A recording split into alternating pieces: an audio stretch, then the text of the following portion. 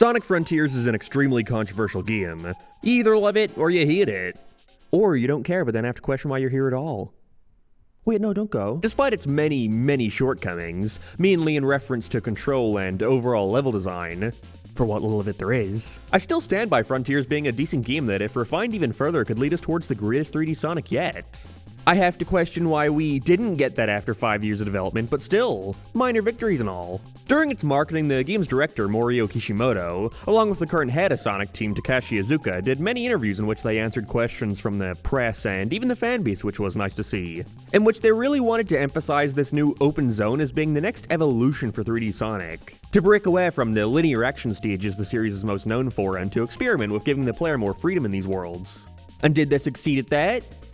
Well, yeah, I'd say so, but perhaps they succeeded a little too much. That may be an odd thing to say, but in reference to the main game itself, I actually think it has a pretty solid structure in how it approached its design. The act of fighting bosses to unlock portal gears and using those to open cyberspace missions to gather keys you can then use to open the Chaos Emerald vaults, while convoluted when explained like that, is actually rather intuitive as you're playing.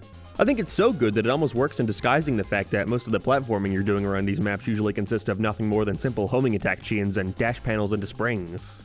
But really, while not the best Sonic level design in the world, I think that the process of doing all this is kind of fun and rewarding.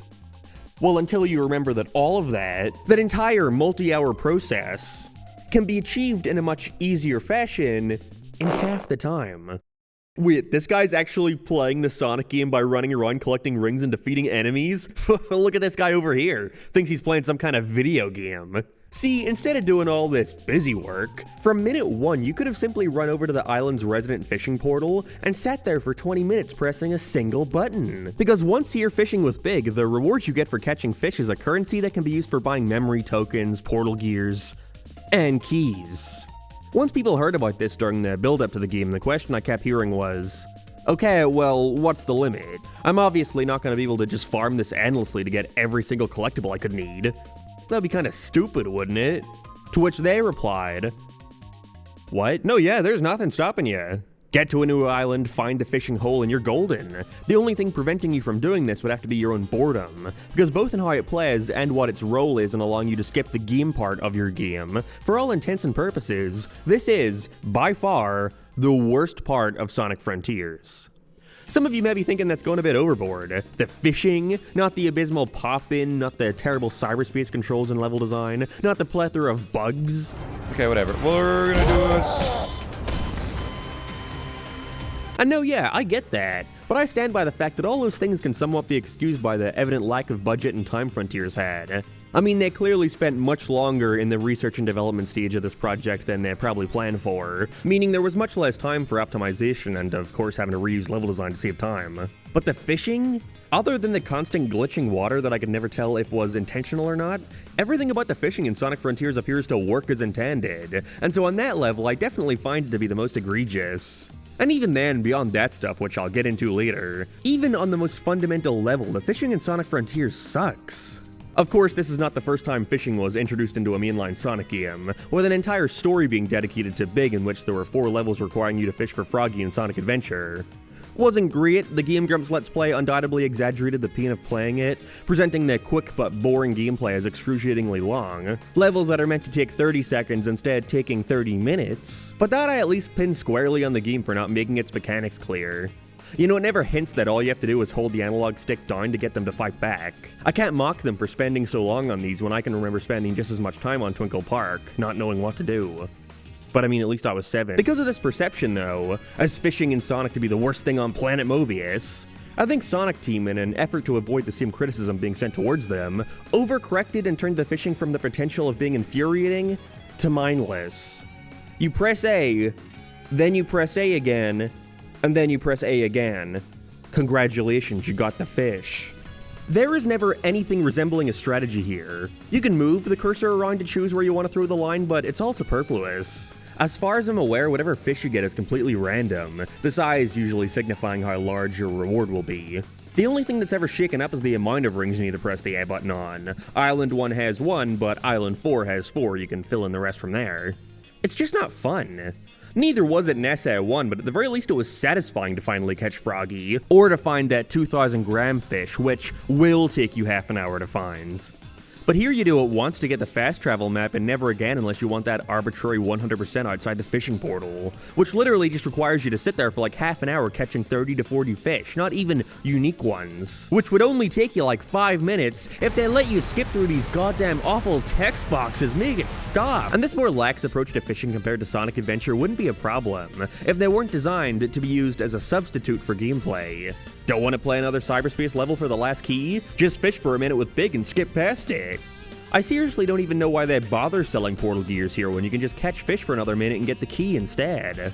But wait, isn't the freedom to do what you want a good thing? The idea that if I don't want to play a bad part of the game, then I shouldn't have to? Well, no. I would highly recommend watching Telekinetic Man. What the name is that? This video on Frontiers for a greater explanation of what I'm about to describe, but essentially this excuse of freedom seems to fail to understand why that should even be a good thing in the first place. The freedom to do whatever you want should not be equated to having the ability to skip over the entire game apart from the boss fights. Like, I don't know about you, but when I buy a game, it's so I can play that game. And even giving me the option to skip over the entire thing that you just spent 5 years working on, just under the guise of letting me do what I want, just kind of feels insulting, and I can't imagine I'm alone on that. I think Breath of the Wild is a good example to look at comparatively, not because these gameplay styles are anywhere near similar, but instead because it was a clear source of inspiration around the conception of Frontiers. In Breath of the Wild, the freedom you're given is simply the option to tackle the game's many elements at whatever pace you want. From extremely early on, Ganon's doors are wide open. You can waltz on in whenever you like. But the question of when is up to you.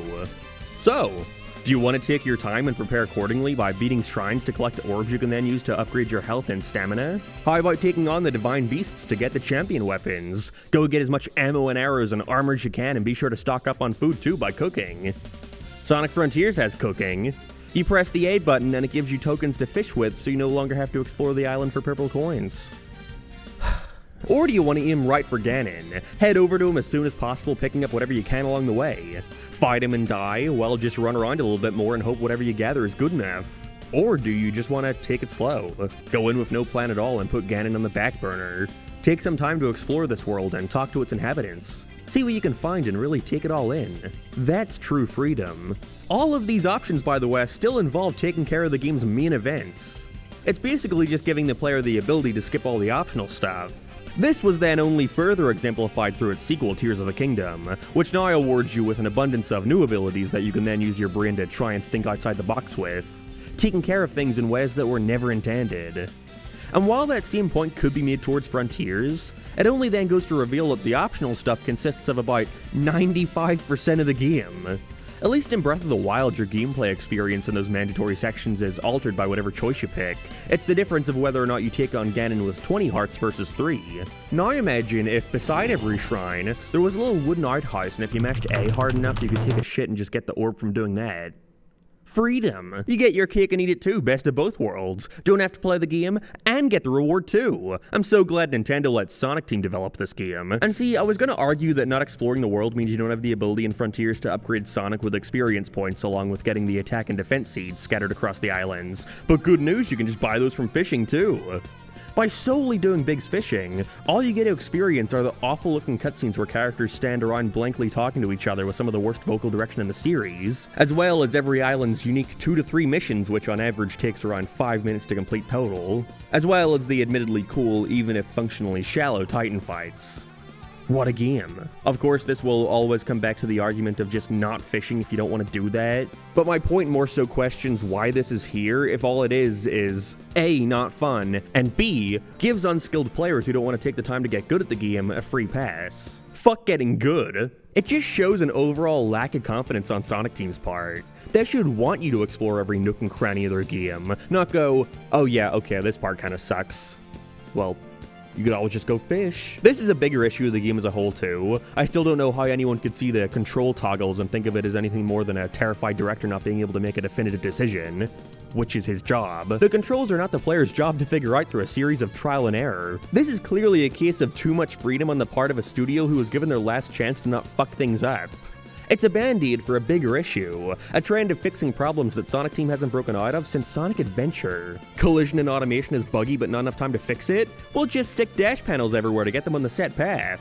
Want to give the player some spectacle but can't include mechanics that would make that possible without the potential of something going wrong and hampering their experience? Just put them on a set piece for 30 seconds. Don't like the way our game controls? Well, fuck me, dude. You're the one with the slider here. What are you talking to me for? This reached a ludicrous degree when they updated the game to include a slider, which addressed one of the most frequent criticisms towards the movement in Frontiers, that being Sonic losing all his momentum after jumping from a boost. It feels gross. It's not Sonic.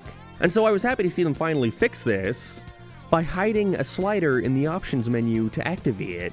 This is an unequivocally better way to play the game, yet it's for some reason not set to your default. You specifically have to know what's in here, know what jump deceleration means like all the 6-year-olds out there, and now you can play in an objectively better way.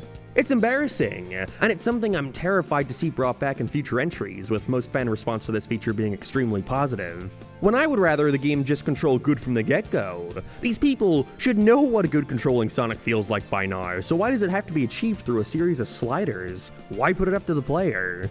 It's not the player's job to make the controls feel good. In the same way that the reward for being bad at a game and wanting to skip parts of it should not equate to them having less game to play. Again, at that point, just take the game back to the store if you don't want to play through it that bad. And it shouldn't be a case of making requirements less tedious to get, because, again, that only goes to point out a major flaw in its design. I have seen in a majority of Sonic Frontiers reviews, people pointing out how getting the memory tokens for Siege in the final island is a nightmare since the requirement is so high. And as a result, many chose to simply farm the fishing for a bit and buy them from the store since they're so cheap. Hooray, most say. I don't have to do all that work now. But if that's someone's reaction to getting to skip a major chunk of your game, basically every bit of platforming you've designed for the open world considering the only reward for doing them is memory tokens, then I think that highlights that something is wrong. If people do not want a platform to progress in your platformer and would rather sit around in the most boring fishing minigame known to man, then maybe that says you need to make more fun and engaging level design. It's a similar reason as to why Mario Odyssey bored me after an initial playthrough. So many moons were just boring busy work. Why go through this whole ass platforming segment for a moon when I could just as easily light a lantern on fire to get the same result? But hey, at least that game didn't offer an alternate way of obtaining the damn things, you still had to do the boring missions. And so all this may leave you asking, Splash Dash, if you don't like the fishing so much in Sonic Frontiers, then how would you make it better? I don't know, just don't let me get shit that can progress the story. Seriously, that's it. If all I could do here was get the attack and defense seeds, the egg memos, and the fast travel maps, then would have been fine. Not fun, but harmless. Even if okay, imagine instead of just pressing the A button to get the fast travel maps, there was like an abandoned, crashed ancient spaceship somewhere on the map, which upon entering takes you to this little mini level, in which you get to explore all the ancient's technology while dodging security bots and shit. And then at the end, you find the map or something. Boy, it almost sounded like I was describing a Sonic game there for a second. I guess the conclusion to all this is the fishing in Sonic Frontiers terrible? Not at all, but the function it plays here most certainly is. I want to play a Sonic game where the creators are proud of every single inch, where they think you'd be stupid to not want to explore and experience everything they poured their heart into. Because if not, then I have to ask the question, why am I playing Sonic Frontiers and not Sega Bass Fishing instead?